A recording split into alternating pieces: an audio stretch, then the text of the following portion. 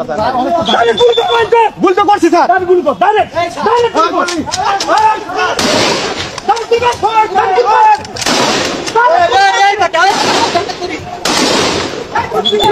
Already দেখে ফেলছেন এই ভিডিও ক্লিপটি অলরেডি আপনারা বাংলাদেশে বিভিন্ন চ্যানেলে অলরেডি দেখে ফেলছেন, যেখানে বাংলাদেশ সেনাবাহিনীকে এনসিবি সদস্যরা যেখানে নির্দেশনা দিচ্ছে যে সরাসরি ডাইরেক্ট গুলি করার জন্য। সেনাবাহিনী বলতেছে আমরা গুলি করছি, তার পরবর্তীতে আবারও বলতেছে তাকে আরও গুলি করার জন্য। ইতিমধ্যে সেই গুলি বিদ্ধ হয়ে আমাদের গোপালগঞ্জবাসীর সাধারণ জনগণ প্রায় 7 জন মারা গেছে, আর তারা সেটা বাংলাদেশের মিডিয়াতে সেটা প্রচার করতেছে 3 জন। তো এই হচ্ছে আমাদের বর্তমানের এনসিবি যে সেনাবাহিনীরা যে ব্যবহার করছে, সেনাবাহিনীদেরকে জনতার মুখে সেনাবাহিনীদেরকে দাঁড় করা দিয়েছে। বাংলাদেশ সেনাবাহিনী সেটা প্রমাণ করে দিছে যে আমরা একজন বাংলাদেশ সেনাবাহিনী হিসেবে এখন বাংলাদেশের নাগরিকের দায়িত্ব নিতে পারবো না। আমরা এখন এনসিবির পক্ষে আছি, আমরা বহির্বিশ্ব শক্তির কাছে বিক্রি হয়ে গেছি, আমরা এভাবে জনতাকে গুলি করব। এতে কোনো এখন আর জাতিসংঘতে কোনো চাপ আসবে না, কারণ জাতিসংঘ থেকে তারা অলরেডি কাগজপত্র করে নিছে, যেখানে ডলারের বিনিময়ে তারা 5 আগস্ট ঘটায়, যখন তারা জুলাই আন্দোলনে তখন পদক্ষেপ নেয় নাই। আজকের বাংলাদেশে ইতিমধ্যে আরেকটা ভিডিও আপনারা অলরেডি দেখতেছেন স্ক্রিনে, আমরা শুনে আসি সে বিকাশ রাশেদ কি বলে। এনসিপির নেতা কর্মীদের উপরে কিভাবে আওয়ামী লীগ, ছাত্রলীগ, যুবলীগের পান্ডা লীগ এরা হামলা চালিয়েছে, আমরা এই হামলার তীব্র নিন্দা এবং প্রতিবাদ জানাই। শুনলেন তো, বিকাশ রাশেদ বলতেছে এখানে আওয়ামী লীগ, ছাত্রলীগ, যারা গোপালগঞ্জবাসী ছিল তারা গুলি করছে। বাংলাদেশের মিডিয়াতে প্রচার হয় না, এতে কোনো সমস্যা নাই। গোপালগঞ্জের বাসী অনেকে যার ফেসবুক পেজ থেকে বিভিন্ন সোশ্যাল মিডিয়ার থেকে তারা ভিডিও আপলোড, লাইভ সব কিছু করছে।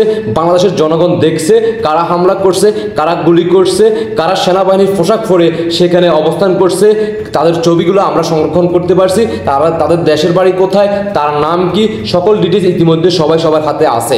তো বিকাশ রাশেদকে বলতে চাই, 5 আগস্টের পূর্বে তো গাল ফোলে নাই, তখন বিকাশের টাকা পয়সা যতটুকু আসতো তারপরেও গাল ফোলে নাই, কিন্তু বিগত 2-1 মাসের মধ্যে ইতিমধ্যে সে মাহফুজ আলমের মতো, তারপরে হচ্ছে নাহিদ রাজাকারদের মতো, হাসান আবদুল্লার মতো গালও ফুলে যাচ্ছে, ফাঁসাও ফুলে যাচ্ছে। তো এই হচ্ছে আমাদের বিকাশ রাশেদের অবস্থা।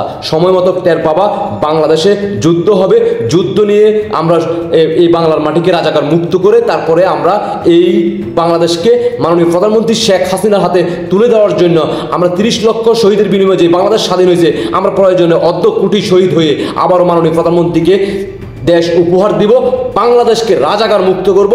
বঙ্গবন্ধু যেখানে ভুল করে গেছে তখন রাজাকারদেরকে ক্ষমা করে গেছে, আমরা সেই ভুল আর করব না। এই বর্তমান তরুণ প্রজন্ম যারা বাংলাদেশকে ভালোবাসে, যারা 71 সৈনিক হিসেবে, মুক্তিযুদ্ধের সৈনিক হিসেবে যারা যুদ্ধ করে লড়াই সংগ্রাম করে রাজাকার মুক্ত করবে, তারা আর ক্ষমা করবে না। এই বাংলার মাটিতে রাজাকার আর থাকবে না পরবর্তীতে ইনশাআল্লাহ। ইতিমধ্যে আপনারা বিএনপির বিবৃতি অলরেডি পেয়ে গেছেন, কারণ বিএনপিকে পিছন দিয়ে মারছে গত 2 দিন আগে, সেটা তারা শিক্ষা হয় নাই, তারা অলরেডি তাদেরকে সাপোর্ট দিয়ে গেছে। এনসিবির পক্ষে নিয়ে তারা কথা বলছে বিএনপি সিনিয়র নেতৃবৃন্দরা, আমরাও সেটা দেখতে পাইছি। ধন্যবাদ বিএনপির নেতাকর্মী থেকে সিনিয়র সবাইকে, কারণ দুদিকে পা দিচ্ছেন এটা আমরা পূর্ব থেকে জানি। আপনাদের ছাগলের 3 নম্বর বাচ্চা সেটাও আমরা জানি। আপনাদের কিছু সংখ্যক লোক আপনারা মুক্তিযুদ্ধের পক্ষে শক্তি হিসেবে কথা বলেন, মুক্তিযুদ্ধকে ভালোবাসে, মুক্তিযুদ্ধ হিসেবে কথা না বললে আবার কিছু ভোট আপনারা পাবেন না। অন্যদিকে আবার কিছু সংখ্যক লোক দিয়ে দিচ্ছেন এনসিবির পক্ষে, আবার কিছু সংখ্যক লোক দিয়ে দিচ্ছেন জামাতের পক্ষে কথা বলার জন্য। তো আপনাদের ছাগলের 3 নম্বর বাচ্চা সেটা সময় মতো আপনারা টের পাবেন। তবে সেই সময় আপনারা জয় বাংলাদেশ সৈনিকদেরকে ওই তাদের সাথে আপনারা যেভাবে মিল দিচ্ছেন আর ওদেরকে সাপোর্ট করে গেছেন, কথা বলে গেছেন, আমরা জয় বাংলা সৈনিকেরা উপর থেকে দেখবো খেলাটা ইনশাআল্লাহ। বাংলার মাটিতে এই যে পাকিস্তানি রাজাকাররা যারা গোপালগঞ্জের বিষয় নিয়ে তারা যেখানে অফেন গুলি বর্ষণ করছে, অলরেডি ইতিমধ্যে আমাদের জানা আছে প্রায় 17 থেকে 18 জন গুলিবিদ্ধ হাসপাতাল কাতরাচ্ছে, চিকিৎসা পাচ্ছে না, তাদেরকে হয়রানি করা হচ্ছে।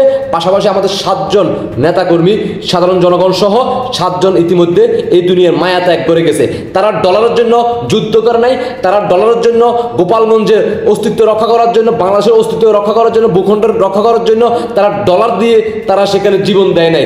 তারা তাদের জীবন দিছে বাংলাদেশকে ভালোবাসে, তারা জীবন দিছে বঙ্গবন্ধুকে ভালোবাসে, তারা জীবন দিছে মাতৃভূমিকে রক্ষা করার জন্য রাজাকারদের বিরুদ্ধে। আর আপনারা জীবন দিছেন আমেরিকার ডলারের কাছে বিক্রি হয়ে আপনাদের নীতি আপনারা কি করছেন না করছেন বাংলার জনগণ 5ই আগস্টের পর থেকে দেখতে আছে। বিজয় আমাদের আসবে, একদিন আগে হোক আর পরে হোক, কিন্তু এই বাংলার মাটিতে রাজাকার আর থাকবে না। আমরা জয় বাংলা সৈনিকেরা আর সে ভুল করবো না। বাংলাদেশ মিডিয়াদেরকে বারবার বলতেছি, বাংলাদেশ মিডিয়া যেটুকুলো মিডিয়া আছে, আপনারা এখনো সময় আছে, শুধরানোর সুযোগ এখনো আছে। আপনাদের অপপ্রচার বাংলার জনগণ মেনে নেবে না। এই বাংলার মাটিতে আপনাদেরকেও রাজাকারের খাতায় আমরা লিপিবদ্ধ করবো ইনশাআল্লাহ। আশা করি আপনারা সবাই বুঝতে পারছেন। সবাইকে অসংখ্য ধন্যবাদ। দেশবাসীকে দেখার সুযোগ করে দিবেন। আপনাদের ব্যক্তিগত মতামত অবশ্যই কমেন্টে জানাবেন। সবাইকে দৃষ্টি আকর্ষণ করবো, রুখে তারাও গর্জে ওঠো। আর নয় প্রতিবাদ, এবার করতে হবে যুদ্ধ। যুদ্ধ নিয়ে আমরা এবার রাজপথে নেমে আসতে হবে। যুদ্ধ করে এই বাংলার মাটিকে মুক্ত করে ছাড়বো ইনশাআল্লাহ। আল্লাহ হাফেজ।